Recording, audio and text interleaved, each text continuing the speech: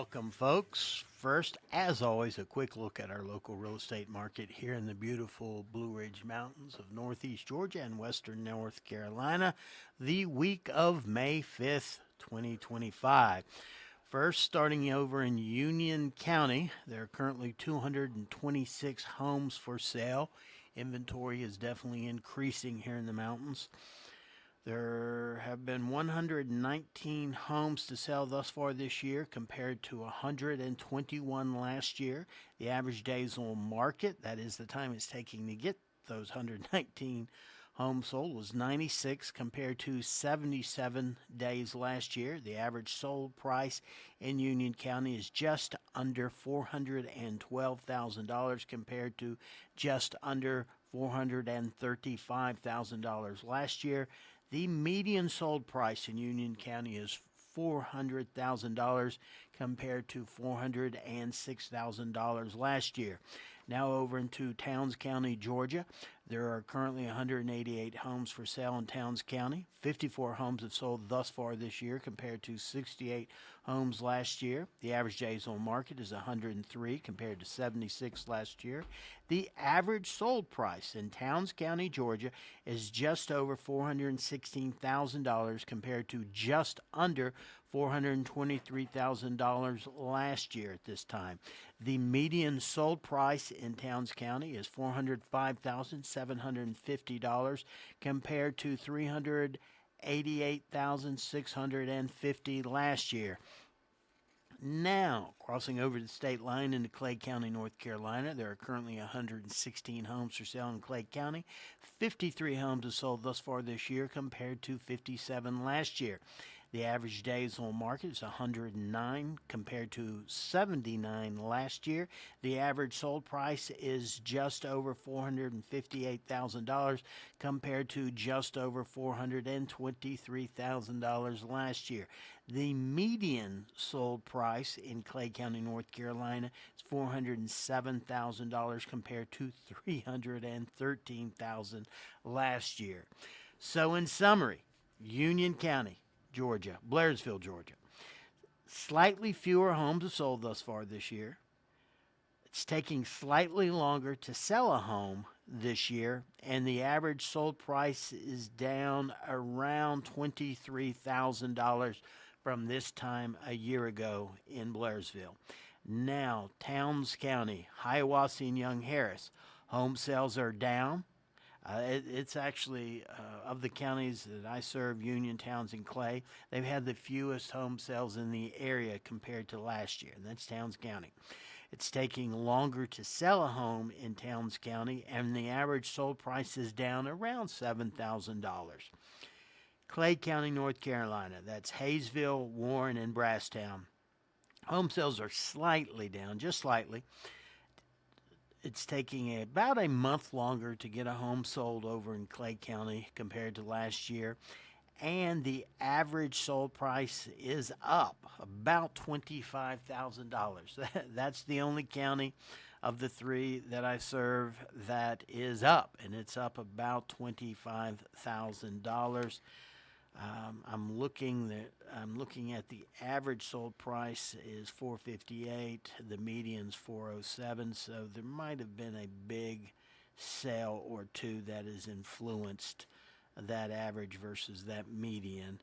But overall, the market remains relatively slow. I think I've had 12 or 13 properties. I've helped 12 or 13 folks sell this year. That's slow overall for our market and me. But the market, that which goes up eventually comes down. And I think we're just returning to a more historical, normal market. Today's topic, we are going to look at 25 factors that impact your home value. It's an article I came across, and I started laughing as I went through it, in that the article, of course, is written in general, so some of the items aren't exactly on spot, but we have our version of the issues here in the mountains. 25 factors that impact your home value. Did you know your home value is about more than comps and a fresh coat of paint. Get real insight into what important items can impact your home value. And it first starts out with 5 things that you can't change, but maybe it says you can market around them. Okay, number 1 of the 5 things you can't change, but do affect your home value. Number 1, street name. The article says, live on Wimpy Way. Street names may stick out to potential buyers and be a detractor. You can't change it. You can A, make light of it, or B, downplay it in your marketing. Give you an example. Chicken Farm Road, Old Chicken Farm Road. Had a buyer one time. We were headed there, and the lady said, oh, I would never live down a road called Old Chicken Farm Road. Never even got to the home. No matter how beautiful, no matter how persuasive I attempted to be, she would not live down Old Chicken Farm Road. Showing folks off bear meat one time, rode bear meat. And that conjured up bad visions, scared the folks. They didn't want to live down bear meat. Just a couple of examples how street names can actually affect your value in some ways. I guess maybe value from a sales standpoint strictly. A neighborhood's home. Live next to a hoarder. You may not be able to conceal that fact, but you can direct attention elsewhere by pointing out nearby amenities, blah, blah, blah. Yeah, this is probably top of my list. If your neighbor is a hoarder, and I've had them, I remember one time a guy desperately trying to sell a vacant lot, and unfortunately the lot next to him was a junkyard. The neighbor just junked it up. It was horrendous. I don't know that guy could have given, I guess maybe he could have given it back to the state. I don't know otherwise that he could have given that lot away. It was an impossible sale, other than to the guy that junked it up. Of course, that guy would have probably paid him a little to expand his kingdom. But yes, the neighboring homes, I would say, is probably the number one thing up here in the mountains that can affect your ability to sell. So take that into account when you go in and look at homes. Always think resale, and always think, yeah, they're probably not going to improve it because I begged them to. It's just not going to happen. Had a house one time, and I'd looked at the home, and first time I went to take buyers out there, the neighbor had pinned up some hogs right on the property line, which happened to be right where the passengers of your vehicle would get out. So I go pulling up to this home, and I'm like, what the? And I'm looking, they had pinned up about 4 hogs. And as we pull up, the people get out. They're within a couple feet of this pen of hogs. Needless to say, those buyers passed. Fortunately, the neighbor did change the location of his hog pen. But yes, neighborhood, the homes around you, I'd say, are probably the largest factor. So when you buy, always think resale. Life changes. Life ends. You may say, I'm going to die here. Well, guess what? Your beneficiaries are going to have to sell it. So always think resale when you buy. Number 3, power plants or landfills. Close to utilities, these can lower your property value. While you can hide any aspect of your home or location, you can build up all the positives that offset. While you can't hide, you can build up the positives that offset some of the negatives. In our area, the thing that jumps out to me is the solar fields, the solar panel fields that they allowed over in Clay County. I sit on the Board of Equalization. That is, if you're unhappy with your tax bill, and that is the value that the county has placed upon it, you go before a 3-member board. I've been on that board for, I don't know, 10 years, 12 years. And when those solar panels came up, a lot of people came in and appealed saying, here's what my view used to be. Beautiful woods, beautiful pasture. Now my view is a bunch of solar panels. Yeah, that definitely affects some values. So you want to, and I felt bad for those folks. They could not have anticipated the county would have allowed that. But to the extent that you can predict, do. 4, nearby foreclosures. Comps are a big deal. If there are numerous visible foreclosures and eyesores near your home, you'll have to go the extra mile to amp up your own curb appeal to show it off and comparison. Now, from a buyer standpoint, I've seen this effect because Zillow, so many people rely on Zillow. I genuinely don't know why, but they do. And one time I had a magnificent home. Unfortunately, three of the homes around it had gone into foreclosure. So Zillow, garbage in, garbage out. The information they have, if what they put out is based upon what information they had. Well, they had that the sales around it, which were those for three foreclosures. Well, that really, from a Zillow standpoint, devalued the home. Of course, did not to me, nor ultimately the buyer. But at first blush, it definitely was down. We've got one more thing to look at regarding things you can't change but can market around. Today, we're going to look at the 25 factors that impact your home value. We'll be right back after these commercial messages. As always, thank you so much for tuning in, folks. Thank you. Welcome back, folks. Today we are taking a look at 25 factors that impact your home's value. We are starting out with things you can't change, but you can market around. Number 5, neighborhood, school systems. Neighborhood reputation and other dynamics will invariably impact how buyers feel about your home. These are unavoidable, but your home still has value. School systems. So many of the people that move up here are second homes or retirees, but we do have some families that move up here. I can tell you years ago, the Clay County school system was well thought of, and a lot of people made purchases based on that. Of late, I can tell you there are people that have moved down of Clay County over into Union County because of the school system. No judgment there, just what some folks are doing. I know that a lot of people, families that are moving to this area that have done their research, are oftentimes choosing Union County because of what they say are the superior schools. I don't have a child in the school systems anymore, so I don't know. That is just what I am told from current shoppers. I do think the Union County does have a good school system based on what I've read in the paper. All right, we've finished that section. Next is aesthetics that impact your home. And we're on number 6 on the list of 25.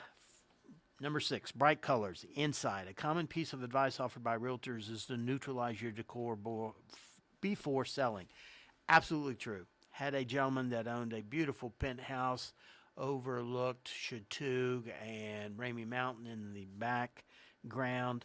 Beautiful penthouse. Unfortunately, the prior owner had painted one room entirely yellow, one room entirely salmon pink. Now, when I say entirely, they actually painted the entire ceiling fan. You went into the room, everything was yellow, including the entire ceiling fan. Who does that? What kind of sicko paints an entire room yellow or pink? Yeah, it was easy why that home had sat on or penthouse had sat on the market for over a year. It didn't take a genius. I mean, you walked into one room and boom, all pink, boom, all yellow.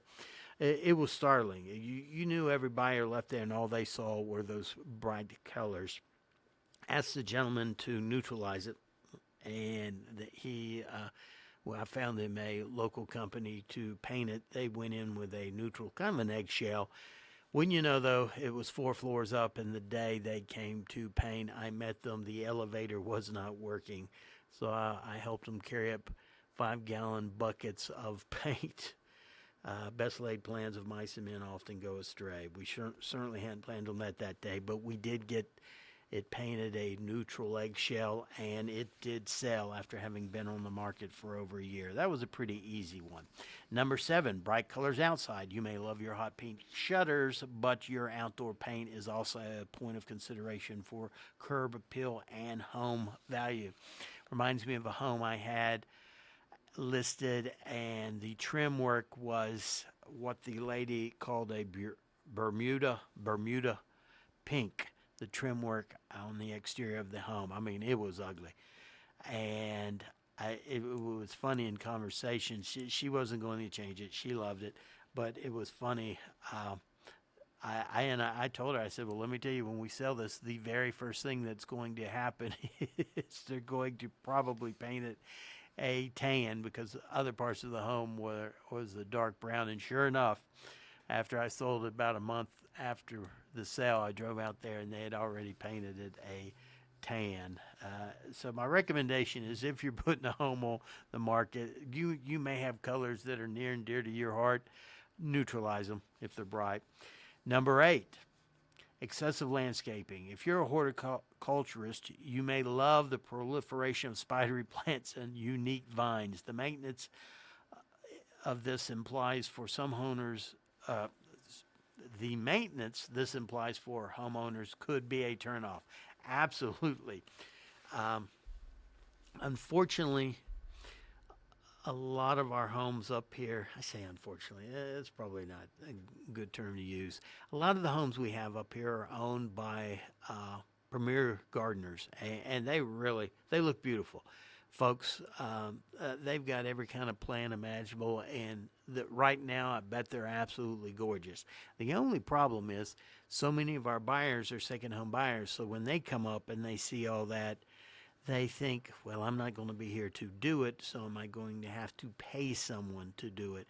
So, if it's your home and you're a master gardener and that's what you want, then do it. But it probably will affect a lot of our buyers, simply because they're thinking, have I got to pay to do that? Because I certainly can't do that. Next, number 9, dirty driveway and sidewalk. Dirt and residue on a sidewalk and driveway can make your home look dingy or older than it is. A little pressure washing can go a long way. We see this on driveways up here more so. Um, Whether they're dirty or I'm not so concerned with dirty, because that can be pressure washed off. Steep driveways. If you're buying a home, a steep driveway up or down may concern your future buyers. Always think resale when you purchase. I had this one magnificent home, had 2 big stone columns in a driveway between the stone columns, and thank God that driveway was between those stone columns. You could not see the driveway. You just aimed your vehicle between the stone columns. My brother-in-law, who's an agent at our office, called it the driveway of faith. You did not see the driveway, but you aimed between the 2 stone columns, and it was so steep down. It was there, but you did not see it. So dirty driveways, or just driveways in general, can affect your resale value or your overall value, because that house was a magnificent home, got shown again and again and again and again, but had to discount it a hair because people simply would not overcome that fear of the driveway. Finally, number 10 under aesthetic issues is dirty roof. Same goes with roof. It may look older than it is if it's chalked with gunk and grime. Get it professionally cleaned. I know a guy that does excellent roof cleaning. It's light pressure. He just uses chemicals. You may not want to know what the chemicals are. I don't really want to know. I just want a clean roof. But yes, definitely. Older roofs are something that buyers are afraid of. Especially if they look older. So you definitely want to, if you have an ugly looking roof, spend a little money getting it cleaned off, because that is an issue that scares a lot of people. Now we're into positioning. Number 11, the lot. Corner lots may sell for more, and where you are on a lot can be used to promote a higher value. Some people love the phrase eastern facing windows in a home description. And that's true. In our area, we have a lot of people asking, does it look to the north or to the south? I had a call just this week on the home I have listed, and the agent asked, does it have a southern view or a southwestern view? So house position can affect, it's a very, very minor, but that issue does come up. Number 12, major roads. If you're near higher traffic roads, it can be a drawback for some buyers. talk up new windows or other ways the home is shielded from the noise and business. Road noise is a major turnoff for buyers coming to the mountains. It's what they have back home oftentimes, so they are going to want to avoid that. So when you're buying, again, think resale. Is there a major road there? We've only gotten through 12 of 25. We'll be back next week powering through the last 13. Folks, as always, if you're looking to buy or sell here in the mountains, please give me a call. My name's Rick Andrews, and thanks for listening.